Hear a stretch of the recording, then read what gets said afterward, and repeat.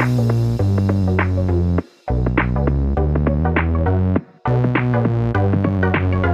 welcome everybody to another episode of Chris and Dave's Reality TV Cast. I'm one of your hosts, Chris, and my co-host and very good friend is Dave. Hey there, Chris, and hello to our listeners out there. Welcome to Chris and Dave's Reality TV Cast. We are covering Love Island All-Stars UK Season 2, the final week, Chris. We are over.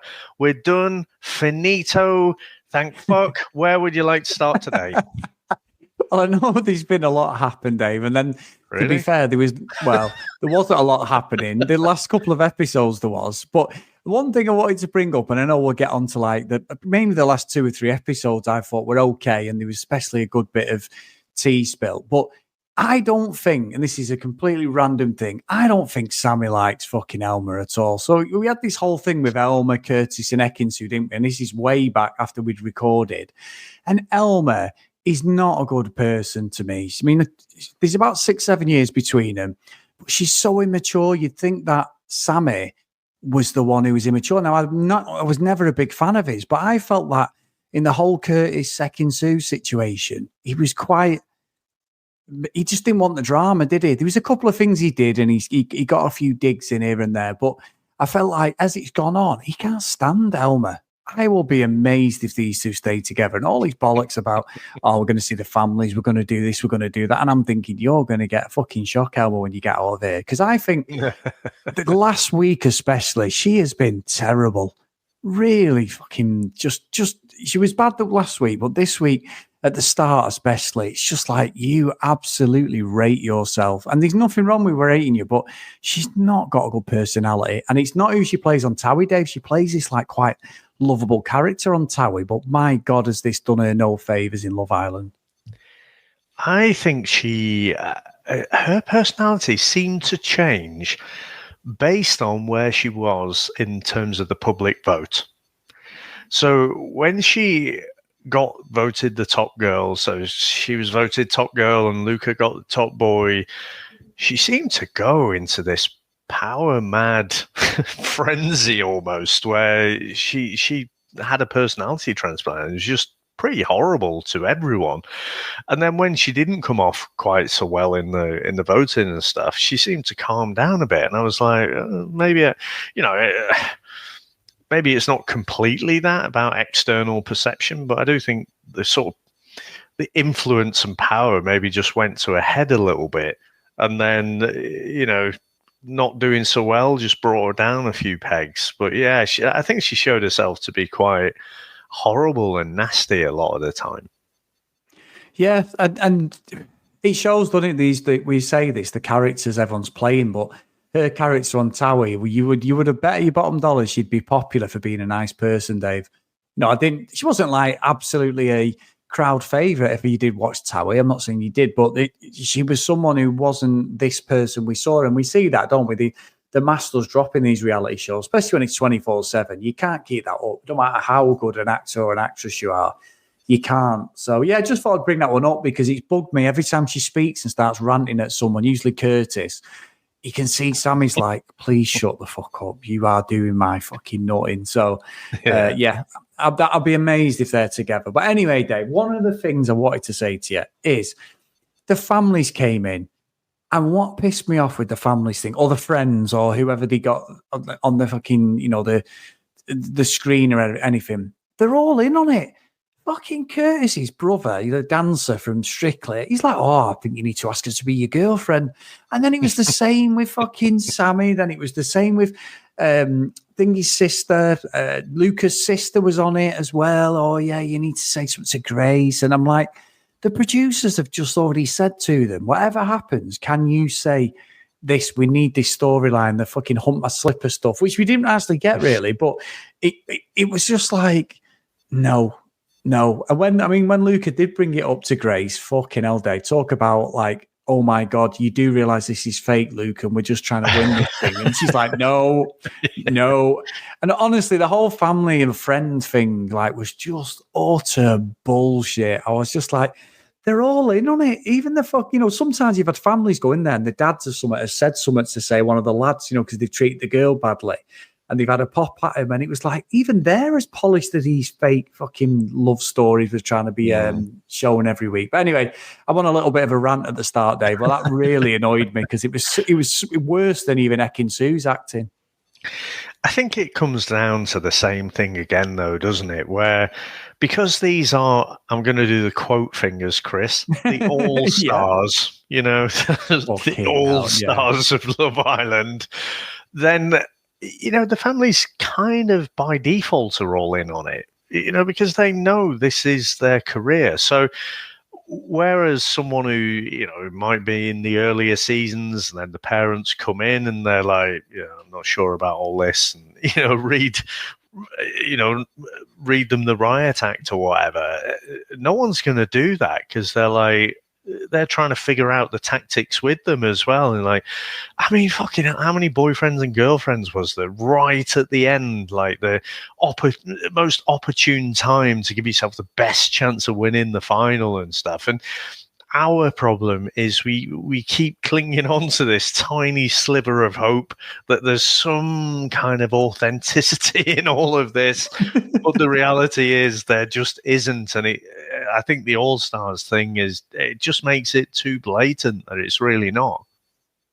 No, and I'm with you. And again, I love the air quotes because there is not one fucking All-Star on this. This is the second season, and I'm not being funny, Dave.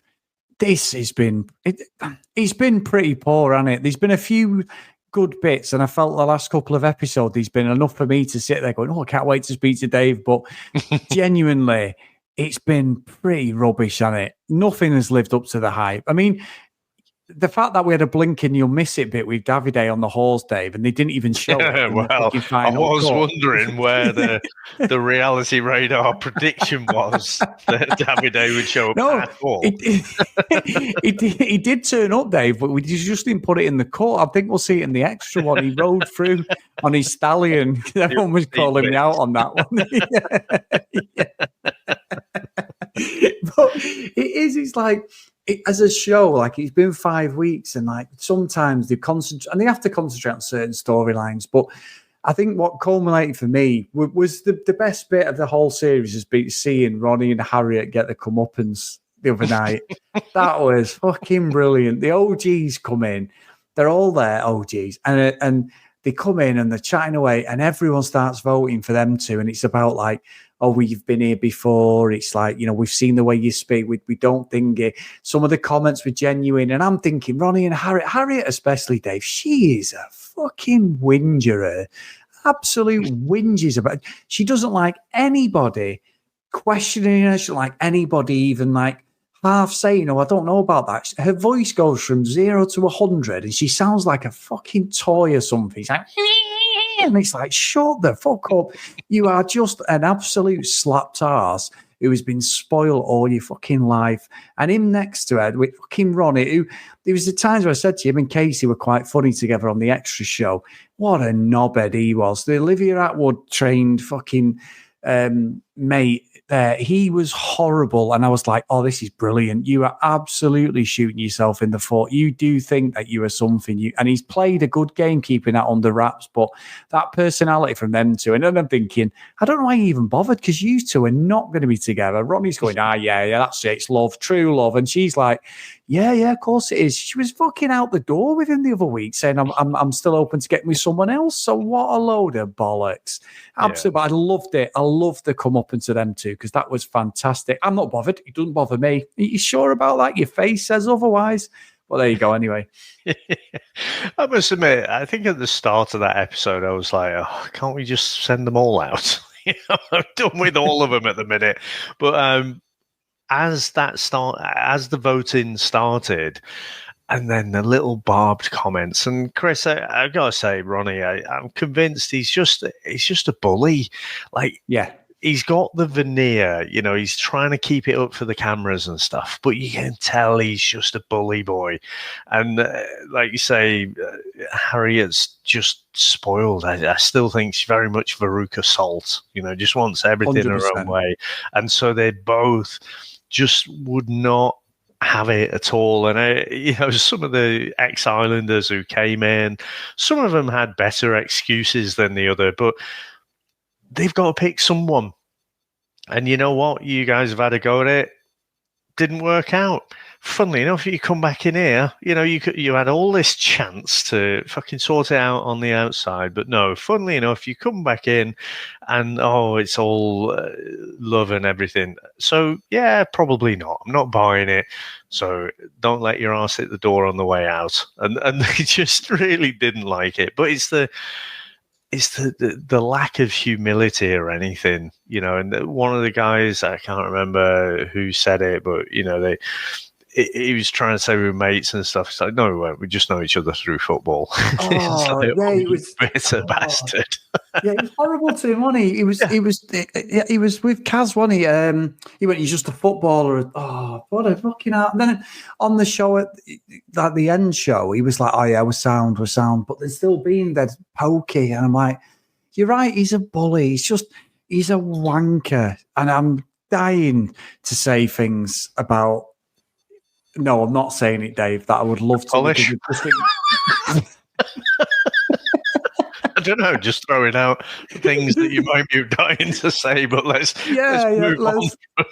move on from that, David. Yeah. I'm sure it's 100% polyester, but anyway, move on. So, but I do like Dave, and I did think of myself, and I think you've not picked up on this, but when we had Olivia then come in, and she'd already had a dig at Grace, but then it was this whole thing about, I've got receipts. So Olivia, she's came in with a game plan to win, and I'm thinking back, right. So there's two things I'm thinking back straight away. I keep saying, and we always reference it, The Bachelor, that whole shakedown on that guy. It's like he's got a game plan written down. How dare he come on this show? That's very lucrative. He's imagined being The Bachelor. How dare he? Yeah, I would never do that. Would you do that? No, I wouldn't do that. No, at all. Of course you wouldn't. These fucking sniffer dogs there, these fucking border controls fucking frisking him down. He's having a full fucking full frontal naked strip. Yeah, internal. They're doing everything to see, like, is he lying? And everyone else is on it. And when Olivia's saying, I'm thinking, I don't know what that means, because why would you not want to come on here? Because they're all influencers who live their life by going to the opening of a crisp packet and make money off the back of it. They've got millions of fucking subscribers, followers. I mean, Curtis has got Curtis is the second highest. He's got 1.2, 1.3 million followers. Ekin-Su's got 4 point something million followers.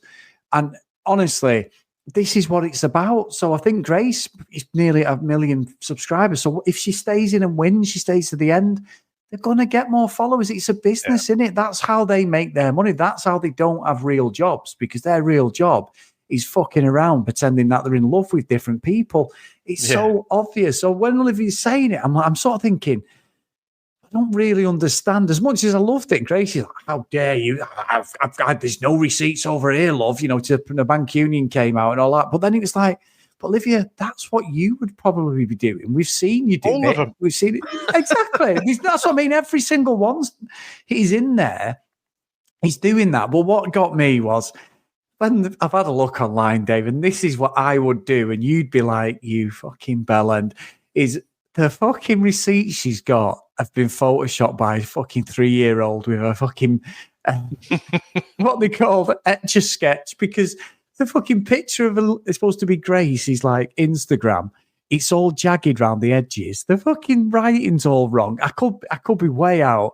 But everyone's gone on it and gone, I do Photoshop and I'm a graphic. There's no way that's real. However, this is the sort of thing I would see go right in on a rabbit hole, and they come on to you and go, Dave, you won't believe what I found. And then you'd be like, you do know that's a Photoshop. And like, no, it's not. Well, you just run with this. And that's what it looks like with Olivia. She's run with this story and just come across something maybe someone's it's a picture. But the whole thing, though, the whole like dynamic of, how dare Grace, I'm going to come in and do it. And then when she got called up by Maya, she didn't have a fucking clue, did she? She was sort of like, oh, yeah, I've got it also.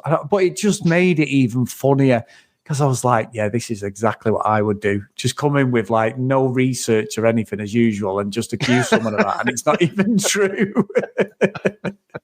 But even if it was, though, I mean, I saw whether it was real. It was hardly fucking incriminating anyway. Like I say, every single one of them. I mean, is wanting to win any worse than just stepping through the doors onto this fucking all-stars show in the first place? Yeah. Is it isn't. worse? No, It's you're not. coming back to the scene of the crime. You've got nothing better to offer for fucking life or whatever. You're just going to squeeze the pips out of this reality TV shit and try and make a career out of it and get followers. Why is that better than wanting to win? I just find the whole hypocrisy of it like unbelievable. What I did enjoy about it, though, Chris, it's not. I don't care what Grace said ultimately, but it's the sniping between them. So, Yeah. it's just an utter nonsense. But I do love to see it. No, I love it. I love it myself as well. So, what did you think, Dave, about the winners then?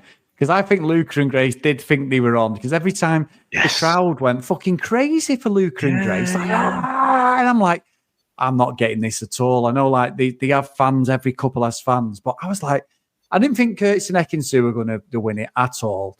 And I really didn't. But then you're like, well, maybe they might get it off the sympathy vote because everyone turned on him, didn't they? I don't think they have a lot of support inside the villa, and I think that's come across poorly on somebody like Elma and that. But then I'm like, but Casey winning it and fucking Gabby, that's... I mean, I have to say he's been funny, Casey, but he's been on 3 times, and it's like, that's a load of bollocks, in it. It's a load of bollocks. He's going to be on it again, in at some point, because he has been the fun. He's been funny. When I've watched him, he's been funny, but he's another bellend as well. The person he's portraying is on the show when we're doing the proper edited show. He's a bit of a cock, really, and he's a bit mouthy. He don't like being questioned, a bit like Harriet. But then you see this other funny side when he's not got the cameras totally on him all the time. So I don't know. I think that's one of them, the weirdest winners of a reality show I've seen, because they were never even the favourites. So I don't know how that's come about. I do wonder how much the Olivia calling out Grace thing might have had an influence on the voting. You know, is it? You don't need to convince everyone. You just have to convince enough people to, you know, the swing voters, if you like, Chris. I think probably Casey and Gabby just won it by default. It's just, not particularly great winners. I will say, I mean, I've been fairly lukewarm, I would say, on Casey. But one of the highlights of this last week is the talent show. Again, I'll use the old quote brilliant. Fingers for the talent show. When he brings out Salty, and when it started off, I just thought David Brent, when he's doing his fucking... Oh, it's brilliant, wasn't it? When he's doing his Eric Hitchmo from the commentary conference, and no one's laughing at all. It was so cringy. And the thing is, I'm just imagining, like, okay, we're watching it from particular cameras and different camera angles, and it's all edited and stuff.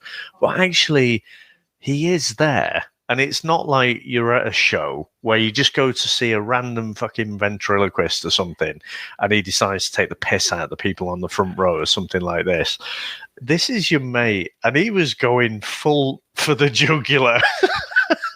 And I thought it was going to go the wrong way. I thought he was just going to come out particularly badly.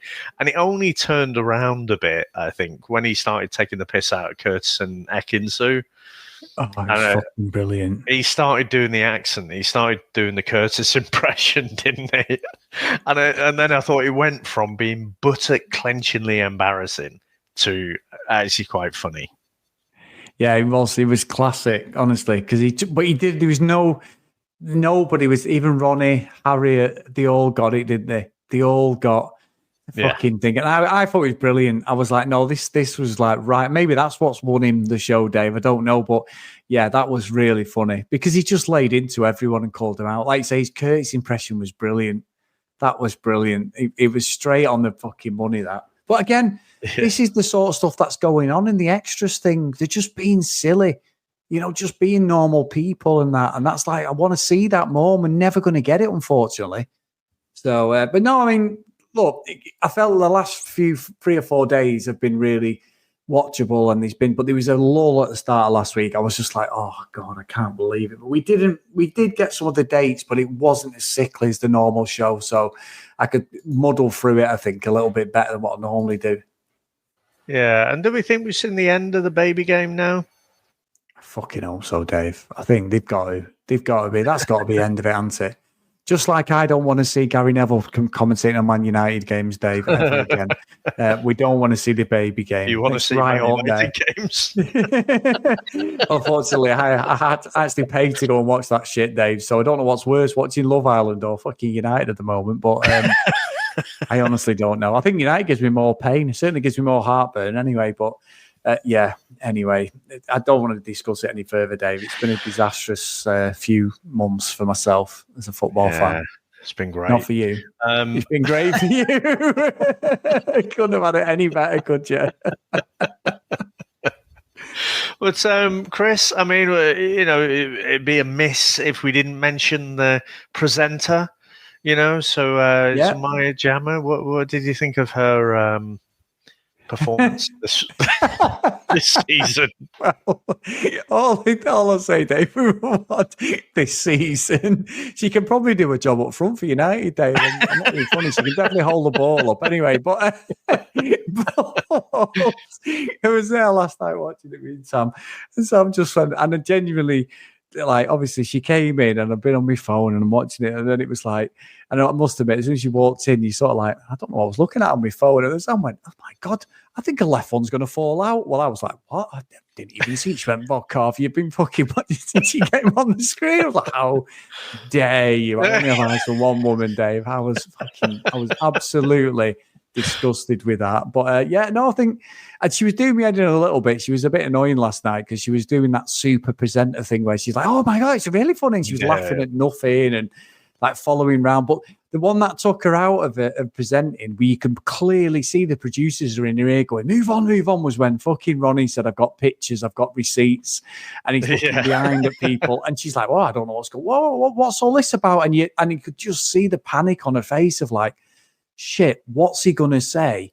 And two, oh my God, the producer's fucking screaming at me. You could just tell she was not prepared for that at all, was she? But no, she's been fine, Dave. She's always up front and stuff. So, Well, I'm leaving it at that, David. I'm not saying my mental meme that I had in my head is, have you seen the one with Leonardo DiCaprio? Is from like Once Upon a Time in Hollywood, where he's like pointing at the screen or something. Like, whoa. So yeah. No comment, Dave. Interesting. Yeah, no comment, Dave. But anyway, Dave, anything else before we talk about what we're going to be covering next? Well, no, just glad to see the back of it, if I'm honest. I did start with a renewed enthusiasm for this season, and, it's not been terrible. I think the problem is, for me, it just really lulls when I don't care about any of the couples. And so for the last week, probably 2 weeks, it's been a bit like that, where I'm not really rooting for anyone, and I don't see that there's going to be that much drama. I think the drama that we got, not in the final, but the day before that was interesting when, there's a bit more back and forth between the different islanders and whatever, a bit of conflict. I was quite enjoying that. And the whole thing with Olivia saying about Grace is saying she'll do anything to win.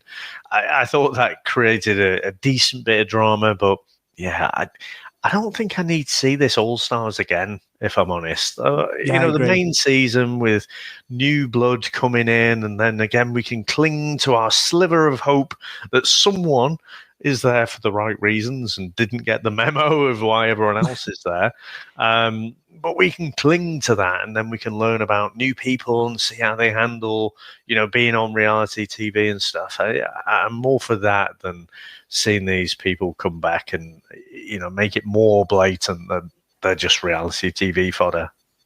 Yeah, and I think you're right, because if you think of it like this, like you're going if they go off the same thing for next series, and I believe the ratings haven't been great on next series, is You're going to have people who were in the summer show, because you had 3 or 4, didn't you, from the summer show who were in this. They've only had about a 4 or 5 month gap and they're back in. Who else are they going to pick, Dave, superstar-wise? They were scraping the barrel anyway, but Marcel was a bit of a popular character, didn't last very long. Olivia was a bell end, but you could say, well, she was memorable. Scott, he left, he'd had enough, didn't he? Luke was a bit annoying because with Gemma Owen, but Ekin-Su's probably the pinnacle of them, other than if you got like a Tommy Fury or a Molly Main, you're not going to do that. Or you had like a Katie, and she's been in the main show. David. Well, he was in this one day, but no one saw him, unfortunately. They had to cut that out because of the storyline, I believe. But he was on a horse now.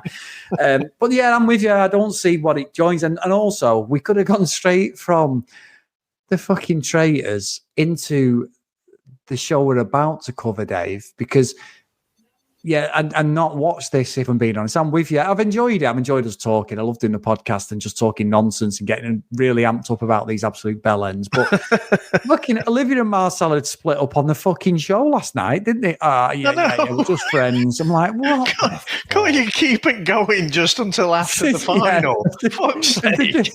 Have the deals already dried up now? They've fucking not only been out about fucking a week. They've already fucking lost all the OK magazine deals and stuff. So I don't get why they had to say that. It just at least string it out until all they've done is go out, check into the local hotel, just keep it going for the final, and that's it. And then announce it next week or whatever. Exactly. Yeah. It's just. It's weird. It's very weird. That's not reality TV. They've not got the memo, Dave. They've not got the memo. Unless it's Olivia's story to say, I told you I wasn't in it to win it. We've split up. I tried to find love and now we're not together. I don't fucking know. I don't know how these weirdos work, even being honest. But anyway, Dave, let's play the trailer for what we're going to be doing next. Oh, yeah. I'm scared that he's going to be really disappointing. I must admit, bloody bonza, mate. Genuinely shocked. Come on, Dave. Got a few shrimps on the barbie. I assure you. Bloody drongo. They're all rack off. I keep stepping my ways, always thinking men should be men and women be women. So congratulations, as my friends would say, you hit the jackpot. The language of love. Je m'engage dans cette expérience avec le cœur ouvert et un profond désir de retrouver l'amour. Is back like never before. Thank you for having the courage to jump in blindly with me. Please don't try and clean up after dinner or help with the laundry. I want this experiment to work for us, and I'm going to give you my all. I also don't have any intentions of doing an OnlyFans account. The fact that you're standing here with me already gives me hope. I hope we embark on a love story that will be told by our children's children about how their grandparents took the risk of a lifetime to get married at first sight. I just wanna be Say I do to love. Starts Monday, June 27 on 9 and 9. I love how it looks as if it's properly leaning into the love story bit of it, but it's just going to be carnage, which I'm all here for. I can't wait.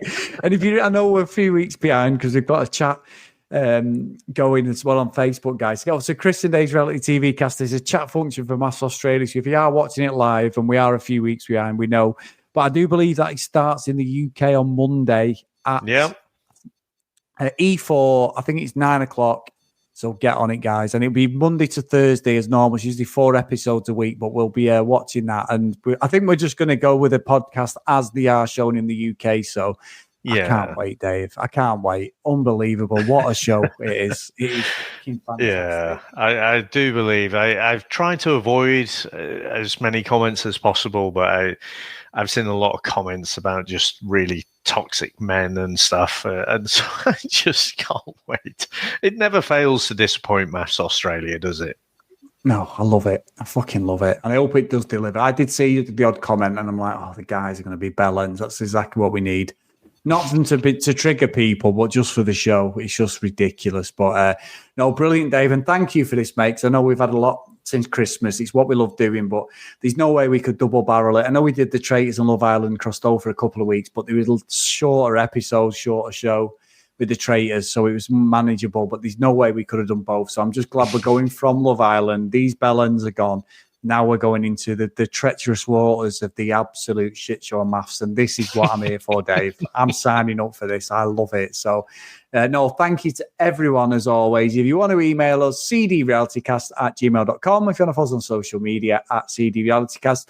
If you do want to support us, please get over to patreon.com/cdrealitycast. So, the roll call of honor and a massive thank you to Anna, Tilly, Marcy, Stacey, Sinead, Kathleen Sims, Andrea, Nick, Danielle, Kim, Amanda, Larissa, Helen, Nicola, Gillian, Keith, Helen, Chloe, Joanna, Libby, Susan, Lauren, Lucky Lily Green, and Kent Gustafson. So thank you so much, guys. Everyone who supported us, past and present, we do really appreciate it.